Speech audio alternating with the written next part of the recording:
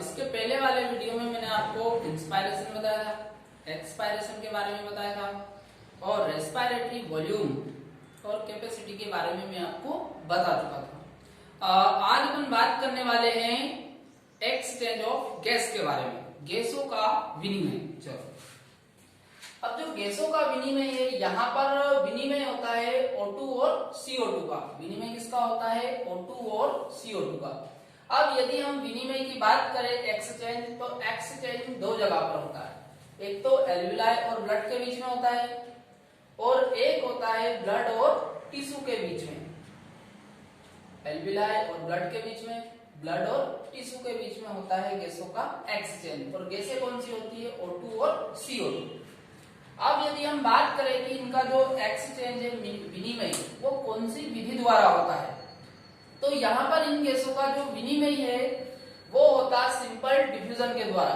काय के द्वारा होता? Simple diffusion. हिंदी में बोलते हैं इसको सरल विसरण। हिंदी में क्या बोलते हैं इसको? सरल विसरण। अब इसके बाद हम देखते हैं पार्शियल प्रेशर। पार्शियल प्रेशर होता क्या है? गैसों के मिश्रण में किसी विशेष गैस की दाब में भागीदारी क्या कहलाती है? Partial pressure. और हिंदी में हम इसे बोलते हैं आंशिक दाब। अब पार्शियल प्रेशर यदि हमें ऑक्सीजन का शो करना है तो इसके आगे P लगा दो, CO2 का शो करना है तो इसके आगे P लगा दो। चलो, आप इधर आ जाओ। मैं पहले भी आपको बता चुका हूं कि जो गैसें हैं वो अधिक दाब से कम दाब की ओर जाती है। जो गैसें हैं वो अधिक दाब से कम दाब की ओर जाती है।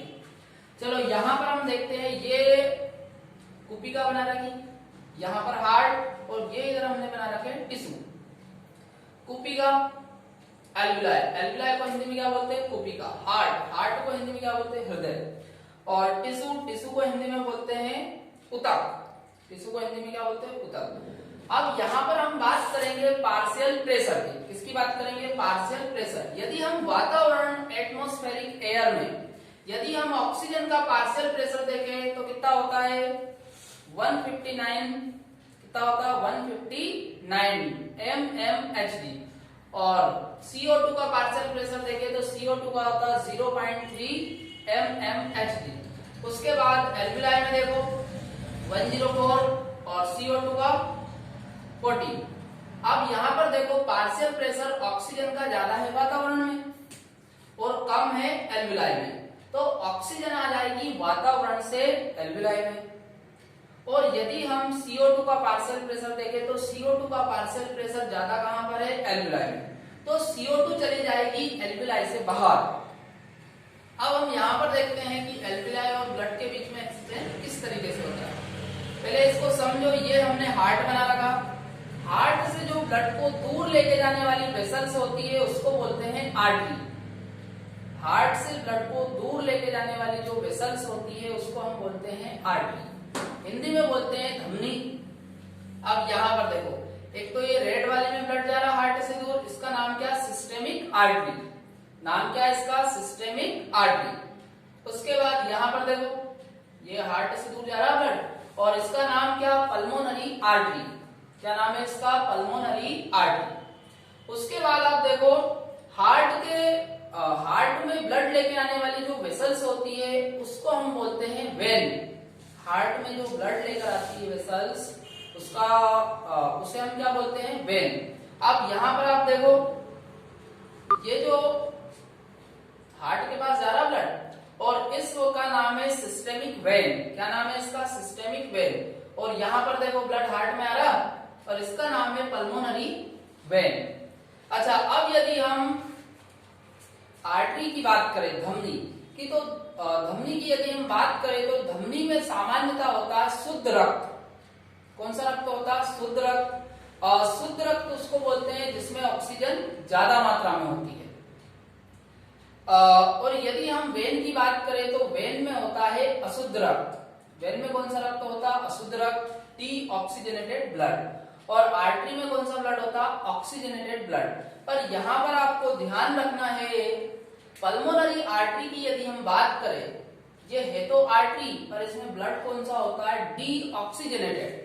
इसी प्रकार यदि हम पल्मोनरी वेन की बात करें तो ये है क्या? वेन। पर इसमें ब्लड कौन सा है, ऑक्सीजनेटेड ब्लड।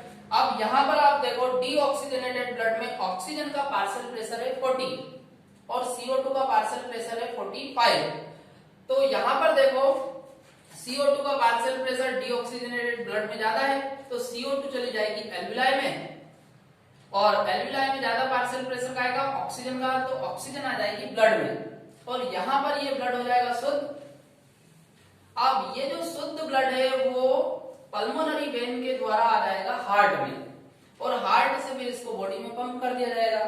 अब यदि हम ऑक्सीजनेटेड ब्लड की बात करें तो ऑक्सीजनेटेड ब्लड में ऑक्सीजन का पार्शियल प्रेशर होता है 95 और CO2 का पार्शियल प्रेशर होता है 40। और यदि हम ऊतक में देखें टिश्यू में, तो ऊतक में ऑक्सीजन का पार्शियल प्रेशर 40 और CO2 का होता है 45।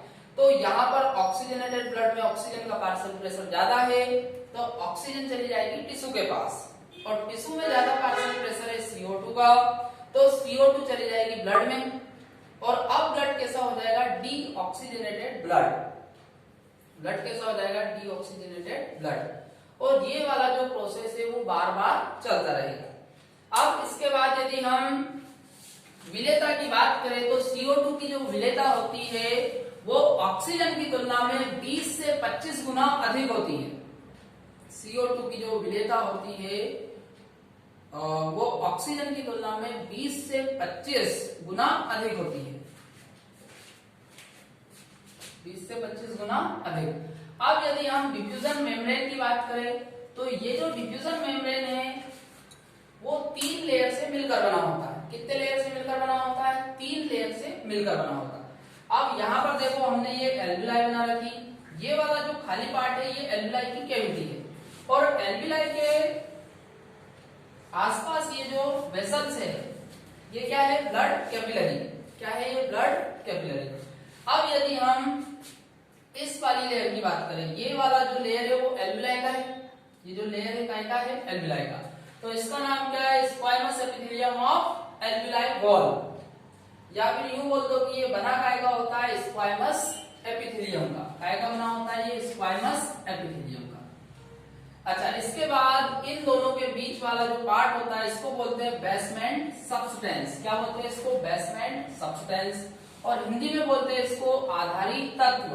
हिंदी में क्या बोलते हैं इसको, आधारी तत्व। उसके बाद ये जो कैपिलरी वाला लेयर होता है इसको बोलते हैं अंतःकला। क्या बोलते हैं इसको, अंतःकला या endothelium of blood capillaries, blood capillary. अच्छा, इसके बाद यहाँ पर देखो ये जो कैपिलरी है, कैपिलरी के अंदर ये जो रेड कलर की दिख रही है ये क्या है, आरबीसी। क्या है ये, आरबीसी। और आरबीसी का फुल फॉर्म है रेड ब्लड सेल। आरबीसी का फुल फॉर्म क्या, रेड ब्लड सेल। अब यदि हम डिफ्यूजन मेम्ब्रेन की बात करें तो डिफ्यूजन मेम्ब्रेन 3 लेयर का बना होता है। कितनी लेयर का बना होता है, 3 लेयर का। पर 3 लेयर का बना होने के बाद भी इसकी जो मोटाई है वो 1 मिलीमीटर से कम होती है। इसकी जो मोटाई है वो 1 मिलीमीटर से कम होती है। ठीक है।